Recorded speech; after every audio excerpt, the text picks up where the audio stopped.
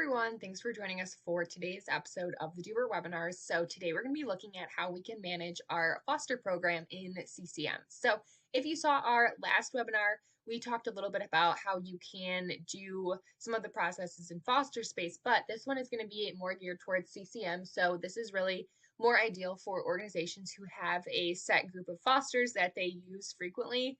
Whereas using foster space is a little bit more for organizations who are looking to network and build connections with new fosters. So other than that, if you're new to our Doobert webinars, typically how they work is we'll go through our slideshow and then we'll talk about everything we just went through in our slides and demo the processes in the system, and then we'll come back into the slides and we'll go through just a quick Q&A towards the end. So I am going to be demoing in our beta environment, so I just wanted to point that out for you guys.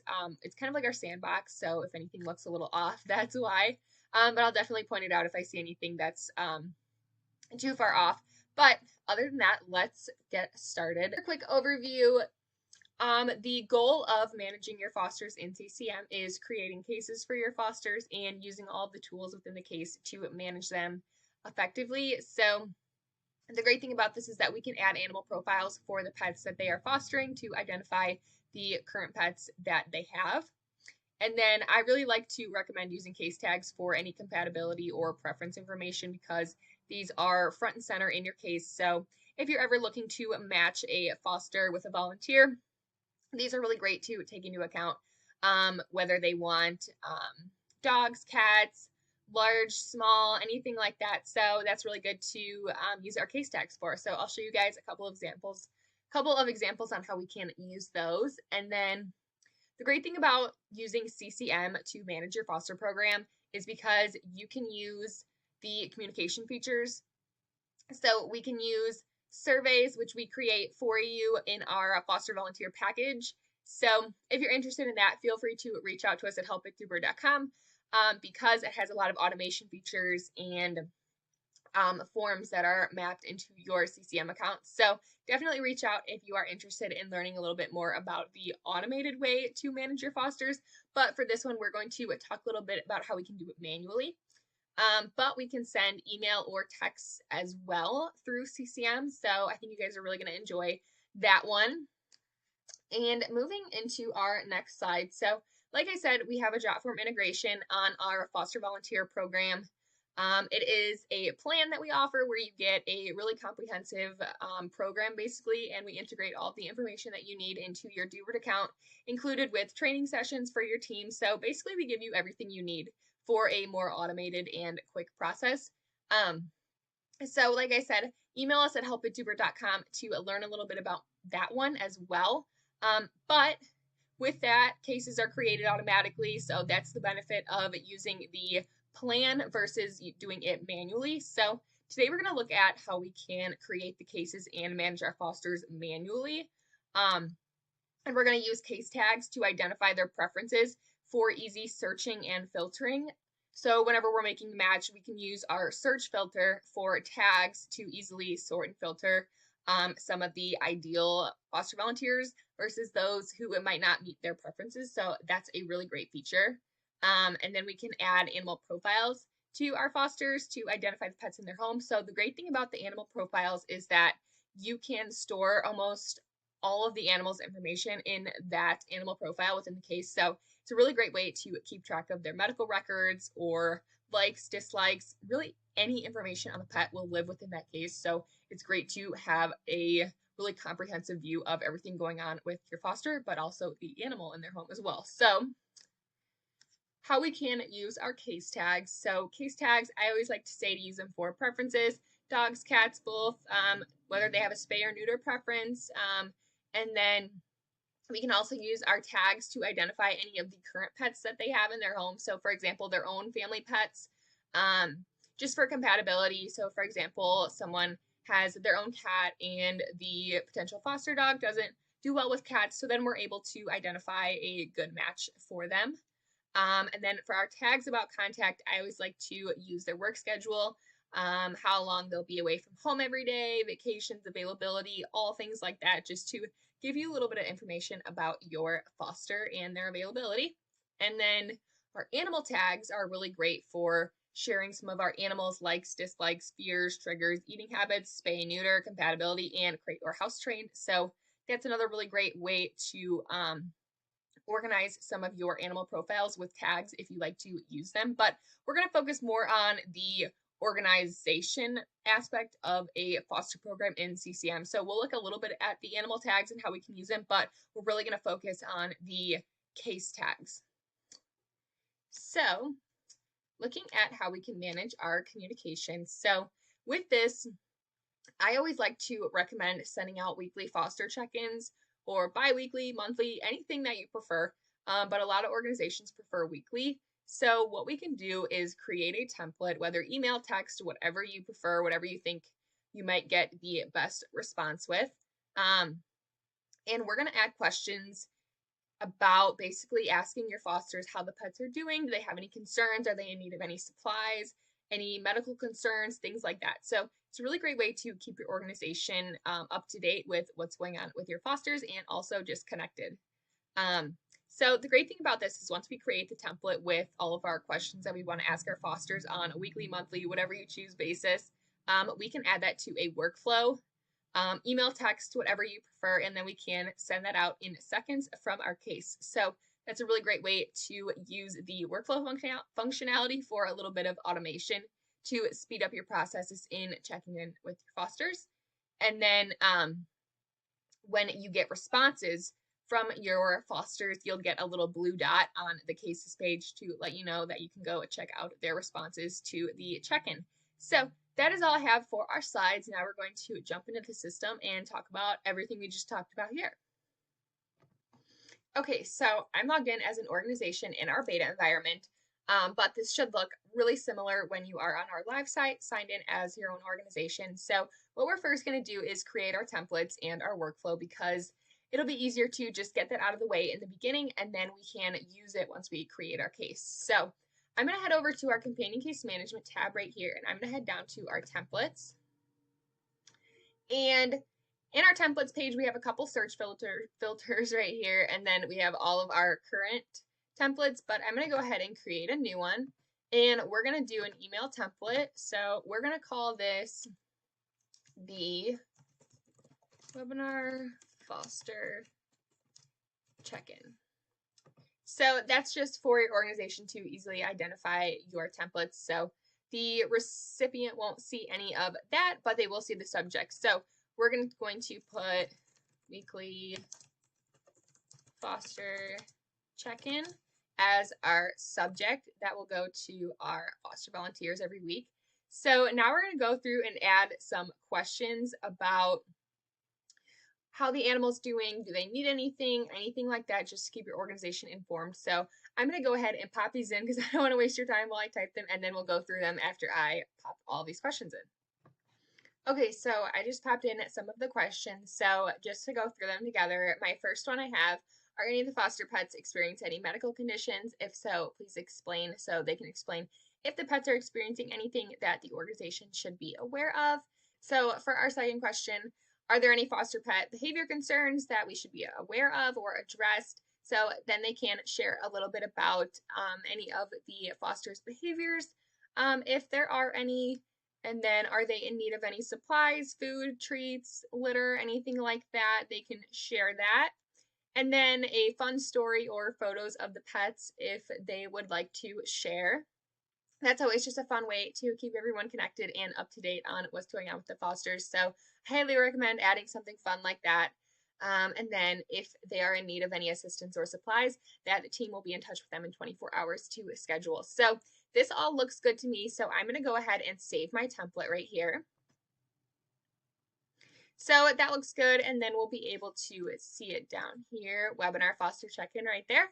So that looks good. Now we're going to pop this into our workflow. So I'm going to head over back into this companion case management tab right here and head over to our workflows tab.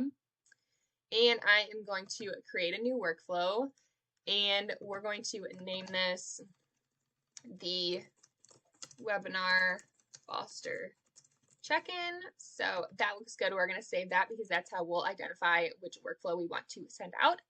And then since we made an email template, we're going to go ahead and click on this email button right here, and we're going to find that template that we just made. So our webinar foster check-in is right here, so we're going to click on that. And if they don't reply within a few days, so we'll put a 2-day time delay on this, and we're going to send it out again, just in case if they didn't see it the first time. So I'm going to click on email again, and then we're going to go back and just repeat that same process. And if they don't reply after 2 times of sending it out, we're going to end the workflow. So we're just going to put another 2-day time delay on that. And then that workflow is going to end right there. So if they answer, then that workflow will end. So once we have all of our little fields filled in here, and this looks good. So basically, this is going to send them an email with the template we just created right when we execute that workflow. If they don't reply within 2 days, we're going to send it out again. And if they don't reply after another 2 days, it is just going to end the workflow and not send them anything else unless your organization chooses to reach out to them manually. So this all looks good. I'm going to go ahead and click Save and Publish. So that looks good. Down here, we'll be able to find our webinar foster check-in right there. So that looks good. And if we ever need to make any changes to that, we can just click on these 3 dots right here. Delete it, copy it if we want to build off of it, or anything like that. So now we're going to jump into the fun part of creating our foster volunteers cases. So going back into our companion case management tab, I'm going to head over to our cases list right here. And I'm going to go ahead and create a new one.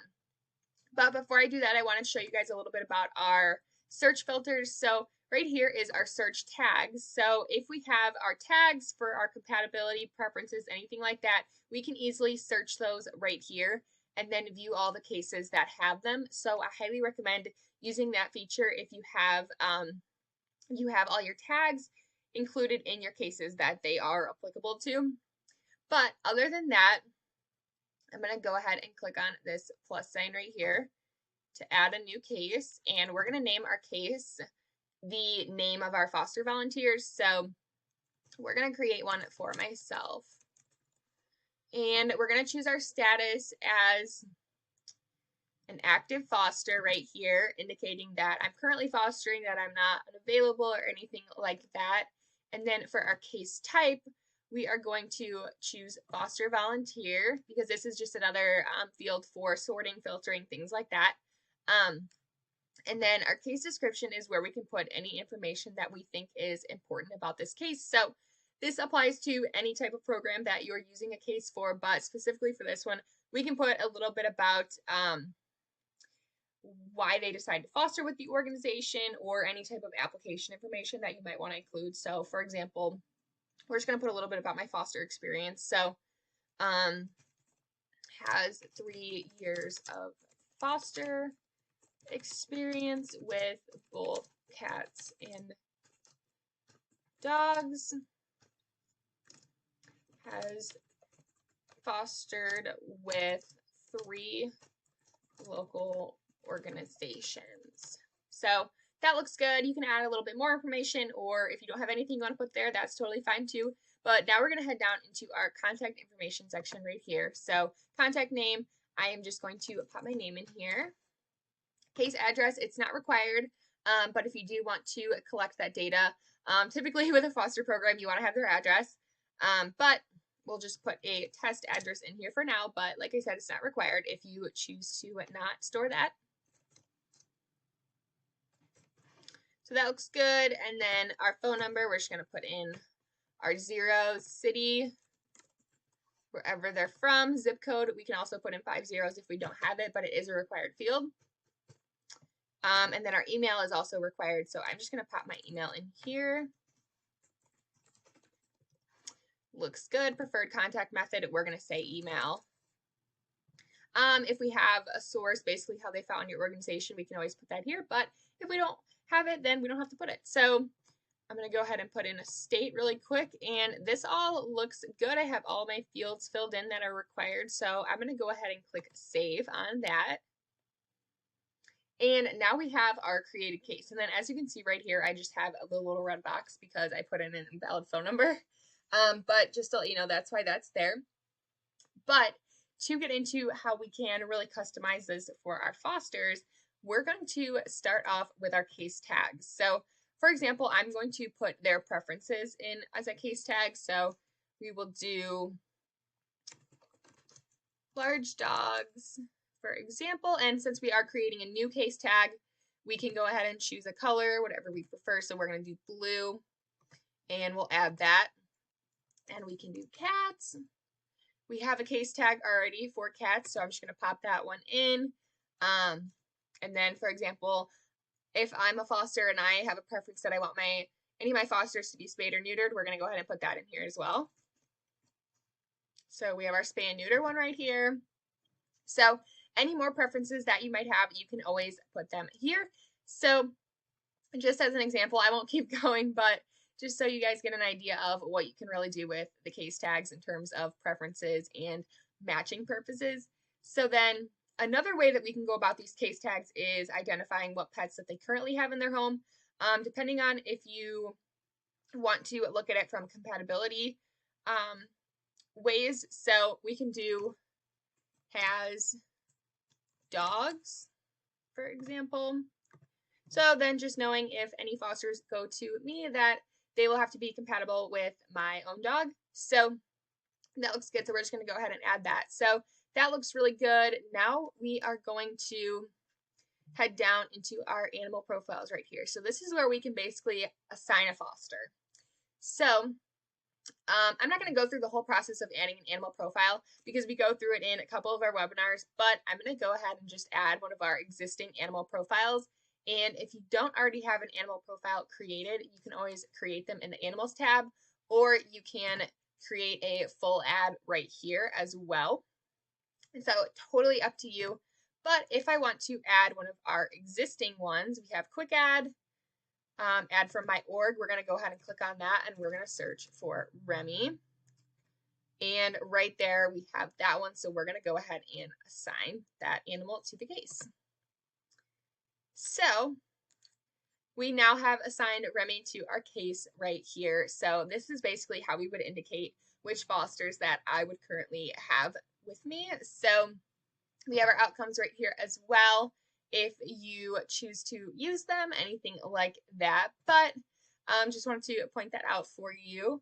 So now it looks good. We have our foster assigned, all things like that. So now we're going to head over into our additional information tab right here.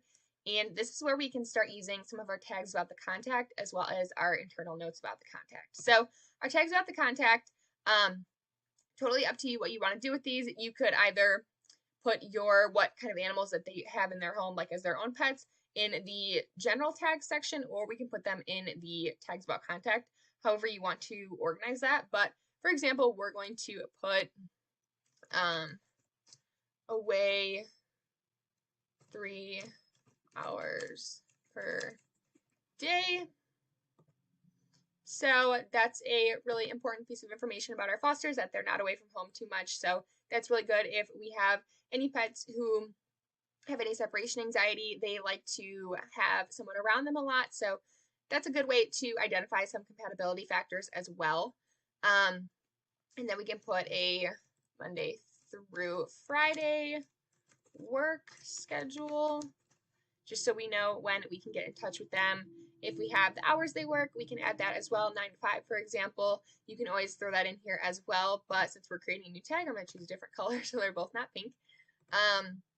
Go ahead and add that. So really anything that you want to add about your contact. And then in our internal notes section, we can add, for example, if they're going on any vacations that we have to find temporary placement for any of their fosters for, or any times that they'll be unavailable, we can add those right here. So we're going to put vacation from May 23rd through June 1st, just to let our organization know.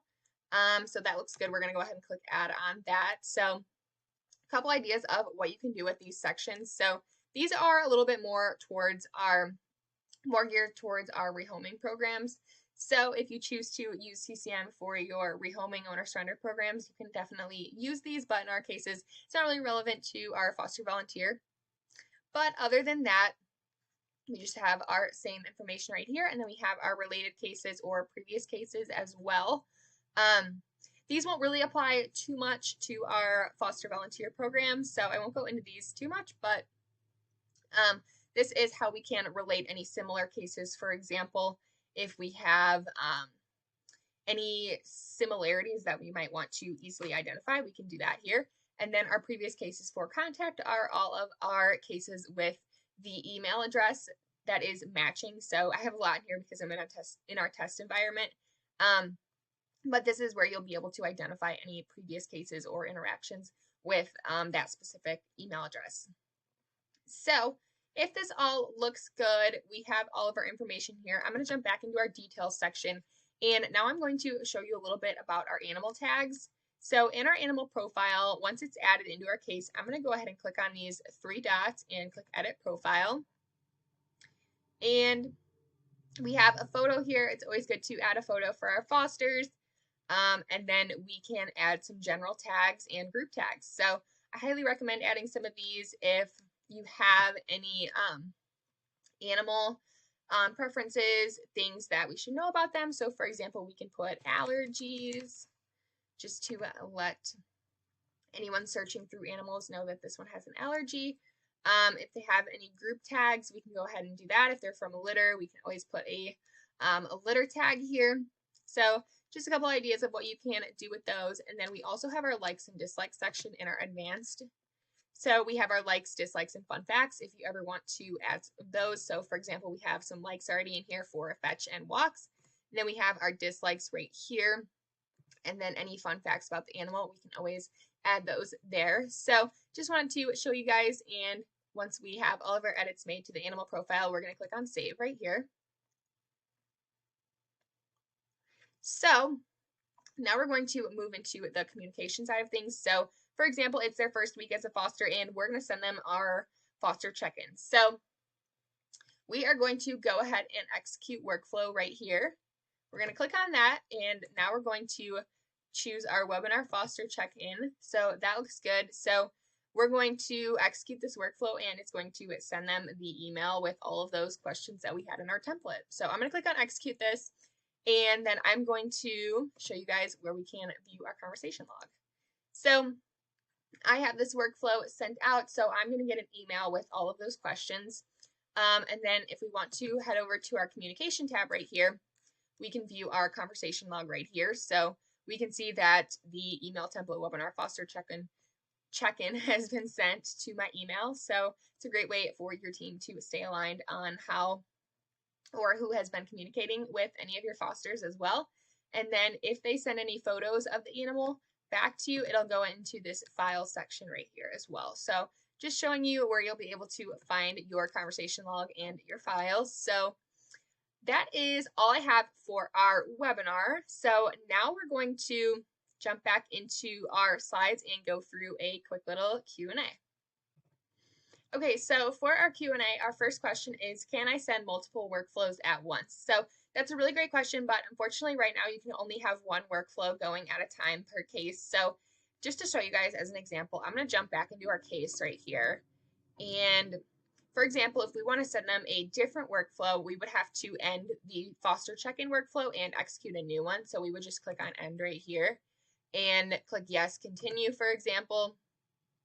And now it would be like ungrayed out, and now we can send out another one. So if we wanted to send a different one, we would just click execute and choose a different workflow that we're looking to send. Or say it's like their second week as a foster, we're going to send that foster check-in again. We would just go through and execute workflow again for our second week and send it out again. So it's kind of a repetitive process, but you guys will get the hang of it once you start sending them out, getting your replies. And then in your communication tab, you'll see all of your replies right here as well. So it'll say that our foster check-in manually stopped, but just a little bit of information about that for you guys. So for our next question, is, can we remove any tags if they're no longer relevant in our cases? So the answer to that is absolutely. So if we want to do that, jumping back into our case, just to show you guys, we have our little X's right here. So we can click on any of these. For example, they choose that they for example, don't want to foster a cat anymore, we can just click on this X right here and it will be removed. And then same goes for all of these as well. It's really similar concept as well as the animal tags. So other than that, that is all I have for today's webinar. So thank you guys so much for joining me, and I hope to see you guys in our future webinars.